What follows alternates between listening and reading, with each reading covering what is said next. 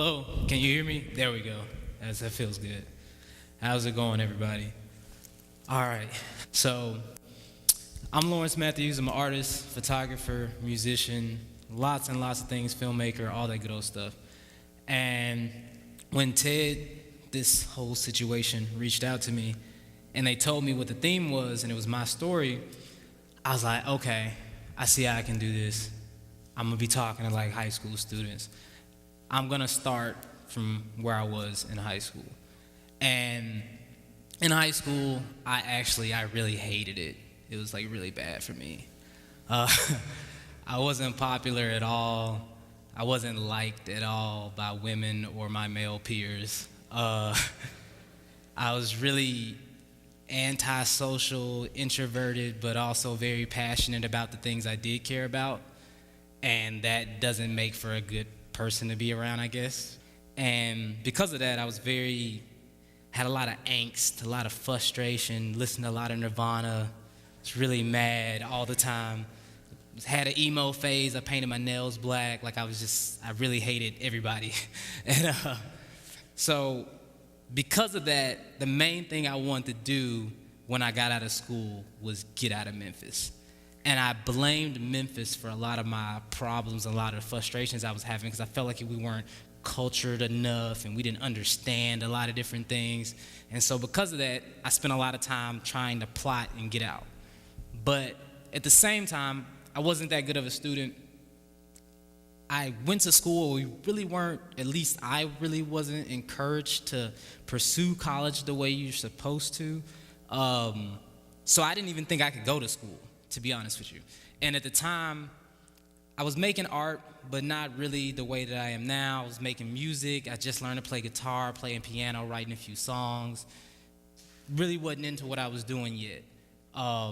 So the options and the things that I wanted to do with my life were very slim at the time, and I didn't expect much from my life at the time, because when you come from a certain environment, you deal with certain people, you just kind of honestly, sadly, expect not to be around that long. So because of that, I didn't really think about my future often. I thought about the things I wanted to do and the dreams that I had, but I knew they were very far-fetched.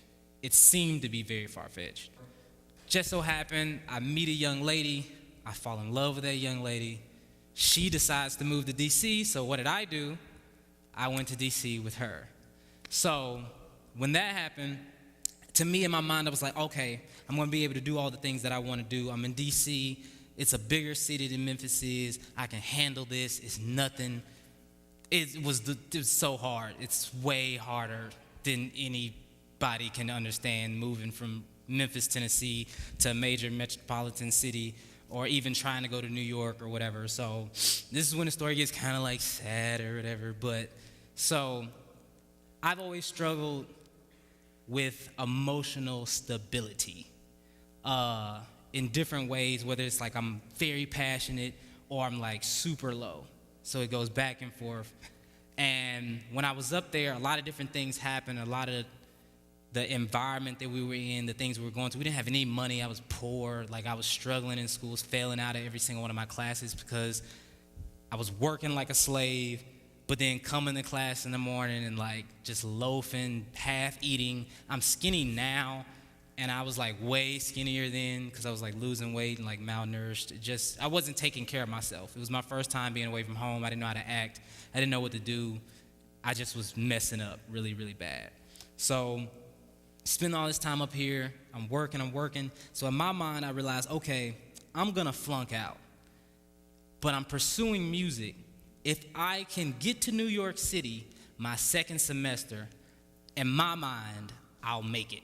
That was my whole thing, regardless of whether I flunked out or whatever. I was like, if I can get to New York, second semester, I'm gonna record an album while I'm in DC in my dorm, and then next semester, I'm going to New York, everything will be cool. I get kicked out of school, so that didn't happen, like at all. So I couldn't afford to stay my second semester. They wouldn't give me any loans, nothing. I wrote letters to people begging them to please allow me to stay in school. Please, please, please. I'll be better and all this crap. They said no. I got kicked out of school. I had to come back to Memphis. So when I come back to Memphis, depression kind of sets on because I left Memphis with an attitude of, I'm never coming back here.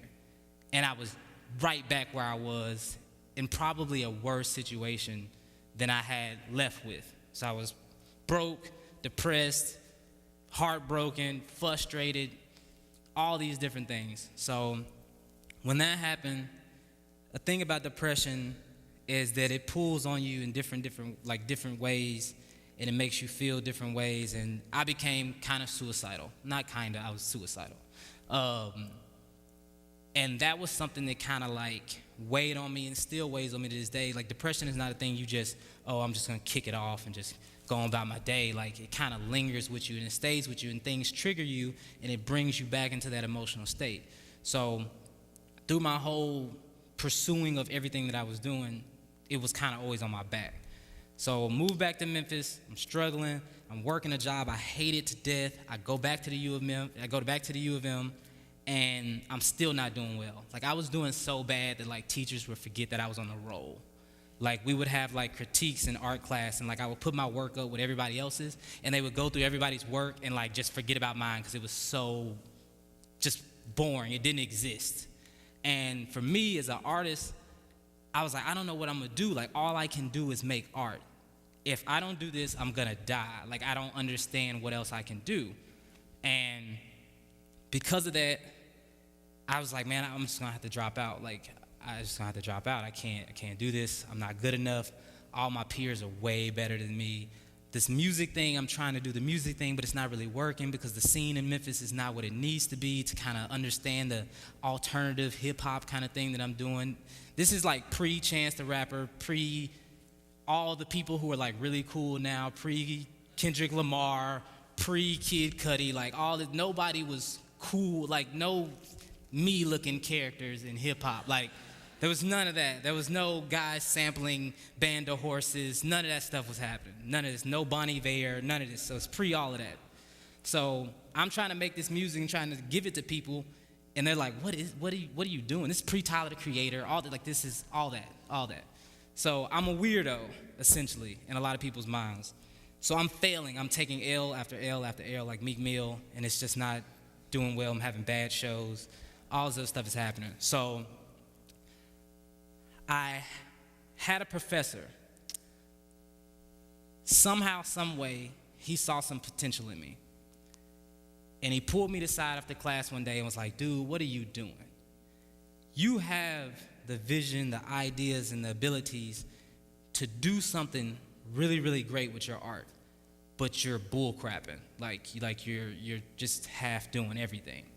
And I was like, man, I don't even think I can do this, you know? And he sat with me and worked with me and pretty much pulled out of me the mentality that I needed to be able to pursue what I wanted to do.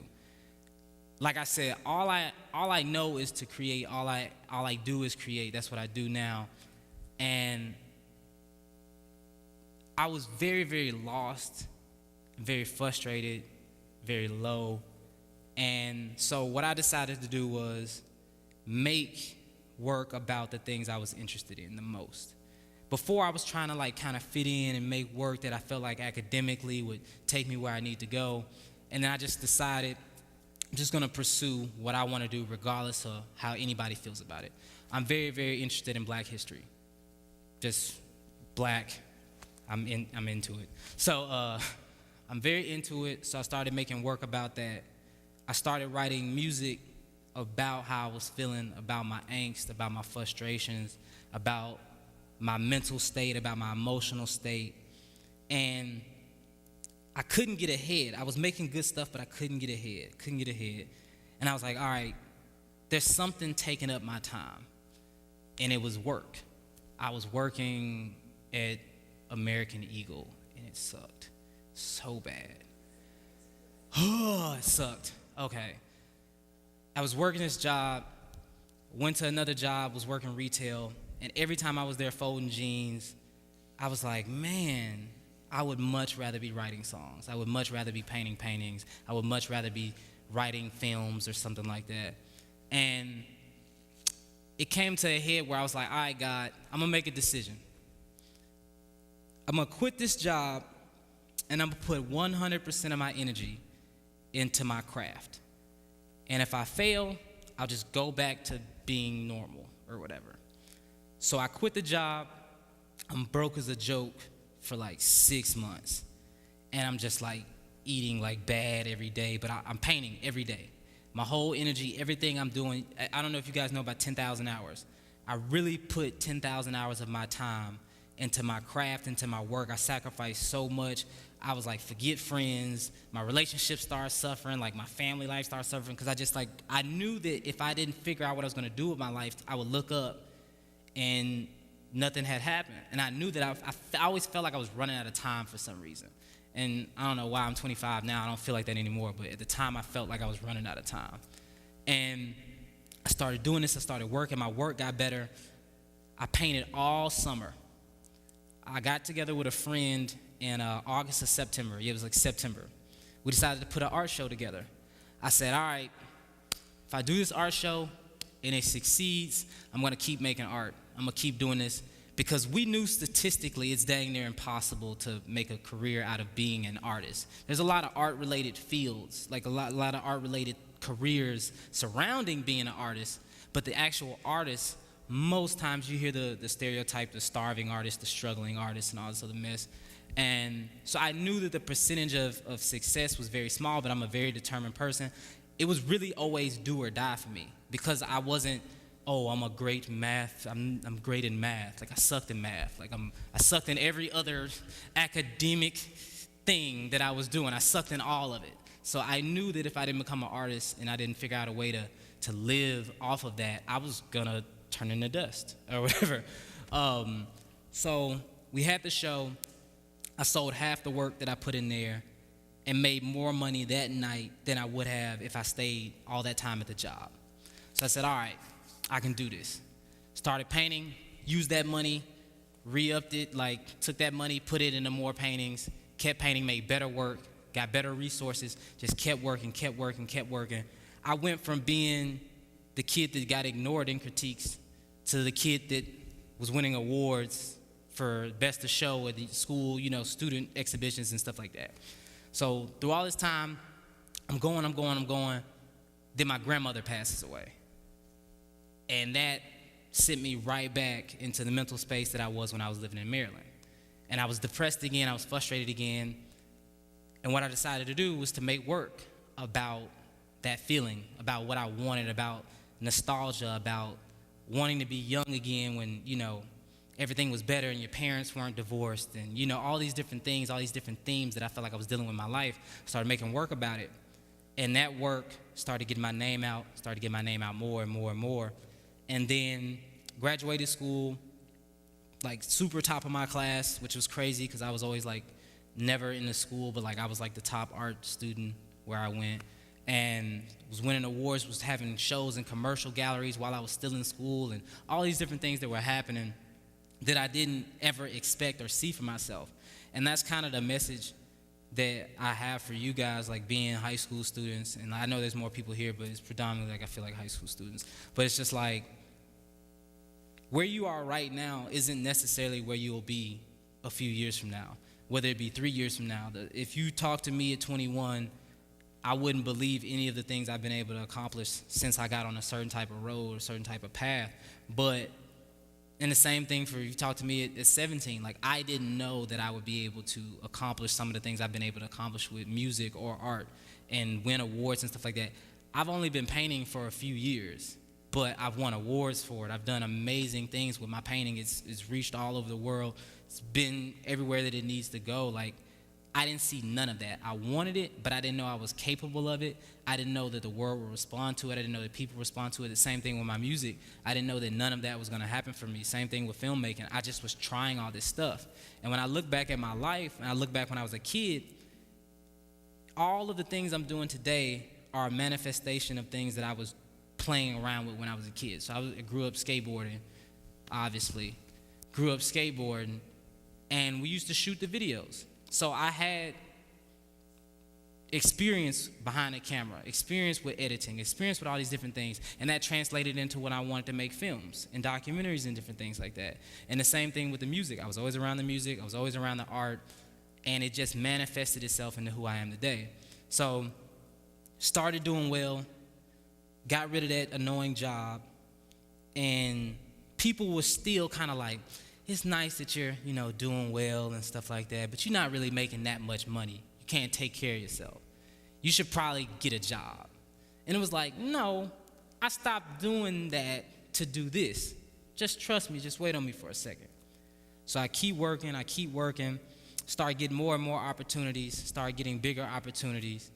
And next thing you know, I'm in museums, I'm performing in museums, I'm showing my art in plethora of galleries all over the Mid-South. The people that I'm connected to, the people that I've networked with are people that I never ever thought that I would meet, never thought that I would come in contact with when I was growing up in Memphis, Tennessee, as like a young black kid. Like, I had no idea that this future was for me. And every single blessing and opportunity that I've been able to get is a product of a larger plan or a larger thing. Like, I always wanted to be a vessel. I always wanted to be somebody who spoke for other people, who inspired other people through what I had and through my talents and stuff like that. I knew I had gifts. I knew that I was meant to do something with my life, but I wasn't sure what it was because there was so much clouding and so many external life factors that kind of blocked me from those things early on. And with that, I started seeing the manifestation of the things that I could become and the things I could do. And that's kind of my main message, is like, man, like, you might be really messed up right now. Like, you might be really lost. You might be really depressed. You might even be suicidal. And if you can beat those things, like I beat those things, like, nobody can tell me I can't create something. Nobody can tell me I can't do anything, because I beat things way harder than that, way deeper than that. I beat depression. I beat suicide. I beat people hating on you or downing your name and stuff like that. Like, I'm doing stuff dang near every week that I never thought I would ever do in my life. And I tell people all the time, man, like, if I was not here tomorrow, I've already surpassed everything I ever thought I would be able to do with my life, because I just had no clue, because nobody around me did any of those things. None of my peers, none of my friends, a lot of them are dead, in jail, like, you know what I'm saying, on drugs, like a lot of different things. So I never thought being a successful visual artist, successful musician, a successful filmmaker would ever happen for me. And I've literally been walking in that, and I'm not exactly where I want to be in my life, but I'm very, very close. You know what I'm saying? And I'm only 25, so it's like, if I've been able to do this in this little amount of time, I can't imagine what I'll be able to do when I'm 60, when I'm 70 or whatever. And that's kind of my main message, is like, man, like, despite where you are in your life, like, you can do more, you can accomplish more, you can see more. And you just got to keep working. You can't let people distract you. You can't let people hold you down. You can't let depression or any of these external things or peer pressure, any of these things kind of bind you and keep you in a place where you aren't able to pursue your passion. Find what you want to do with your life and pursue it at all costs. You know what I'm saying? All costs.